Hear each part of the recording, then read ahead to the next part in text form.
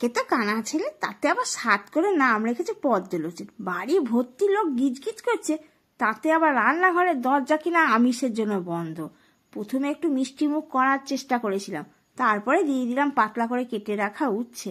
যতই তুমি তেতো বলো না কেন, শেষে মিষ্টি দিতেই হবে। আর ওই যেগুলো ঠোঁট কাটা নাক কাটা আছে, অমনি করে পটলগুলোকে দুদিক চিড়ে লাল লাল করে ভেজে নিয়েছি জানেন। আর তার মধ্যে দিয়ে দিয়েছি মশলায় 3 চামচ পোস্ত, 2 চামচ সর্ষে, সামান্য একটু জিরে। মশলা তো রেডি হয়ে গেছে, এবার একটু জল দিয়ে আর কাঁচা লঙ্কা দিয়ে ঘুরিয়ে নেব। আবার এই পটল যেই লাল লাল রঙে একেবারে মুড়ে এসছে, তখন পটল তুলেও নিয়েছি। আবার কড়াইতে তেল দিয়ে এবার দিয়েছি মশলা ঘষে ঘষে একেবারে যখন সুগন্ধে ঘর ম করছে, তখন এইবার গ্যাসের ফ্লেম কমিয়ে দিয়ে পটল দেবো। তবে তার আগে চুপি চুপি একটা কাজ করে নিয়েছি, যে ওই নারকেলে আর কাজুতে পেস্ট করে রেখে দিয়েছি। পটলে গরম জল দিয়ে ঢাকা দিয়ে দিয়েছি ঠিক 3 থেকে 4 মিনিটের জন্য। আর এপাশে ততক্ষণে কিন্তু ফুলকপি আর আলুটা ভালো করে ভেজে নিই। ভাজার সময় মোটেই একটু এই ফুলকপিতে কিন্তু হলুদ দেওয়া যাবে না।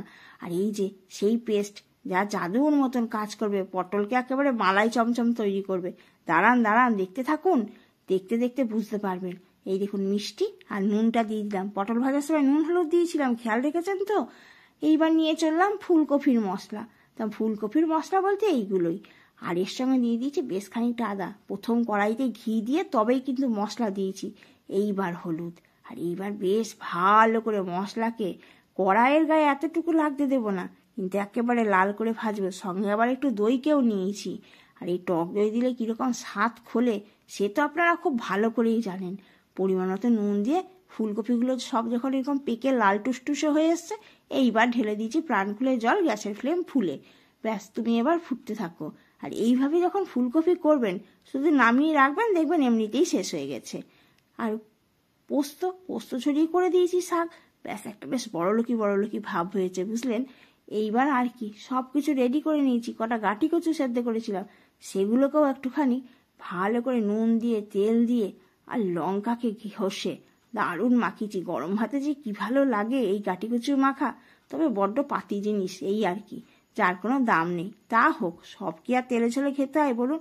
আর এবার আগে বাড়ির মালিককে দিয়ে দিই। মালিক সময় মতন খাবার পেলে মুখে হাসি মুখে খাবে।